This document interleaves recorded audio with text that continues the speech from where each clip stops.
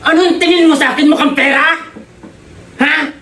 Hi, Daddy! Dala ko yung paborito mong donut. Pasalubong ko sa'yo. Alam mo, kanina pa kita hinihintay eh. Ha? Bakit, Daddy? Ano akala mo sa akin, madadala mo ko sa suhol? Bakit, Daddy? Sino yung lalaki na naghatid sa'yo sa baba kanina? Ah, yun ba? Ha? Si Vince yun, Daddy. Si Vince, kaano-ano mo? Kasi nanliligaw yun sa akin, Nanliligaw? Daddy. Bakit pumayag ba akong magpaligaw ka na? Sa edad mong yan, 18 years old, ha? Ano ba sabi ko sa'yo, mag-aaral ka muna? Yan ang hirap sa inyo mga kabataan ngayon eh, ha? Masyado kayong mapupusok, ha? Oo. Ba't ganyan? Oo, Daddy. Sorry na. Pero alam mo ba, Daddy, si Vince, Ano?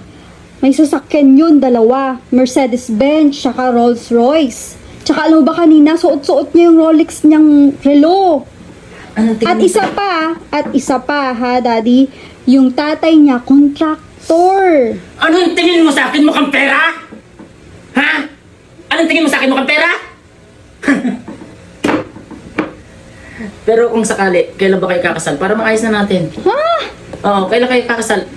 Dala mo ba yan para sa akin? Oo, Daddy. Thank you so much. pasalubong Bukas ko sa'yo. magkita kayo Bigay ulit niya ni- nga yan eh. Oo, bukas magkita kayo ulit ni Vince ha. Thank you. Akala ko ba, Daddy, ayaw mo magpaligaw ako? Hindi, okay lang. Sige, bahala kayo. Mag-asawa na kayo dalawa. Sawahin mo na yun. Good na yun. Itigil mo na yan.